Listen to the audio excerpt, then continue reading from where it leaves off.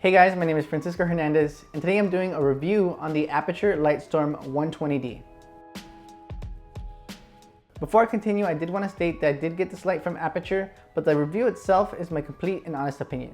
If you guys are not familiar with this light, it's basically just a beast of an LED light that's been getting a lot of attention lately, and for a lot of good reasons, which I'll be going over in this video. But before I do that, I wanted to show you guys what exactly comes with this light. When you order the kit version, this light comes with a red and black soft carrying case, and on the inside it has the Aputure 120D, a small reflector for the light in case you wanted a more focused beam.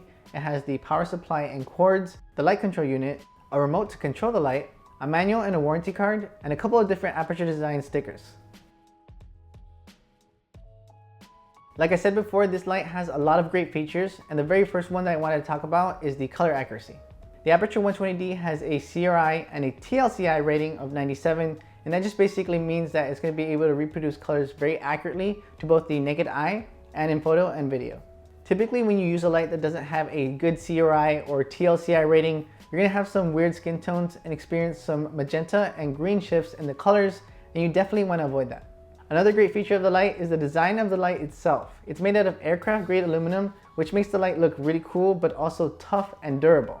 Aputure designed this light with a nice handle at the back, which not only helps in directing the light exactly where you need it to be, but just carrying around the light in general, especially because it only weighs 3.5 pounds.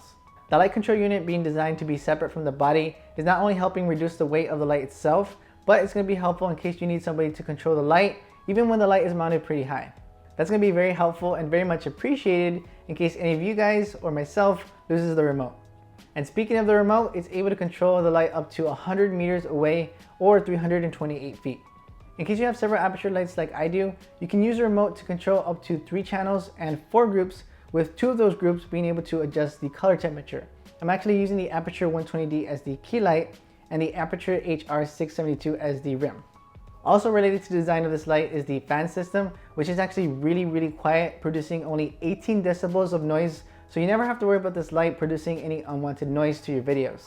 The design of the light unit itself is also pretty cool. It has a little antenna on top to help with that 100-meter range for remotely controlling the light. It has a little power button, a little brightness dial to control the brightness, a channel and group button that you can use to change the channel of the light to be either 1, 2, or 3, or the group to be A, B, C, or D, a fan button that has 2 modes to be either auto or you can force it to be on, and a nice little LCD to display the group, the channel, the fan mode, and the power level of the light, which can range from either 10 all the way up to 100%.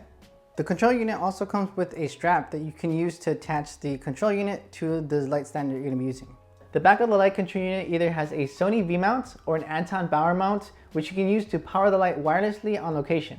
For me personally though, I didn't have either of those types of batteries, and they were a little bit pricey, so what I did was I used my existing Vagabond Mini Lithium from Policy Buff.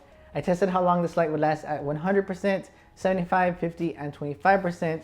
In case you guys have the Vagabond Mini Lithium as well, I'm gonna throw those measurements on the screen so you guys can see how long it'll last for you.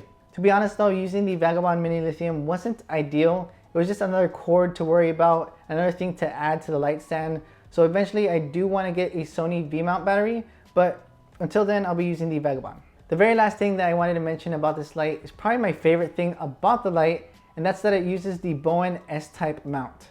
The reason why I was excited that this light uses the Bowens mount is because Bowens mount is very universal, so there's a lot of different options for modifiers that use the Bowens mount. For my off-camera flash photography, I tend to use a Bowens mount strobe, so I have a lot of different Bowens type modifiers, so I can use those modifiers with the Aputure 120D. In case you don't have any Bowens type modifiers, this light also has an umbrella mount as well, so you can use any existing umbrellas that you have with this light. And speaking about Bowens type modifiers, Aputure actually offers a couple themselves, with my favorite being the Light Dome, which is an octabox that's around 34 to 36 inches and offers really nice soft light, especially when you make use of the internal and the external diffusion panel.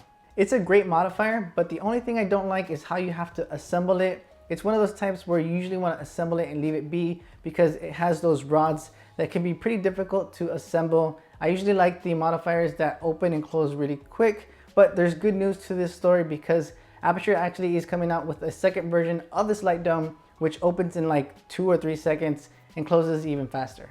Just gonna take a quick second to pause the video and show you guys how I set it up. If you're having difficulty setting up the light dome, then what I could advise you guys to do is to put the rods in the red slots, these little red circle slots on the opposite ends first, like this one, then this one, and then maybe this one, and then that one right there.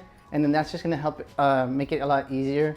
And then when you're tearing it down, do the same thing, just go on opposite ends, and that should be easier. I'll show you guys how I set it up right now.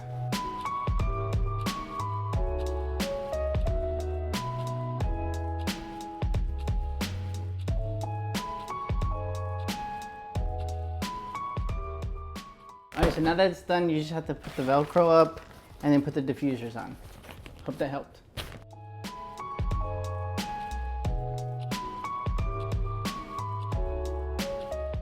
If it feels a little loose, that's completely normal. It's just kind of designed like that. One last tip I can give you guys is that if you're wondering where to put the outside diffusion panel, where you would attach it, I would say not to put it towards the outside edge, but more so towards the middle. If you do that, then you'll be able to comfortably attach it throughout.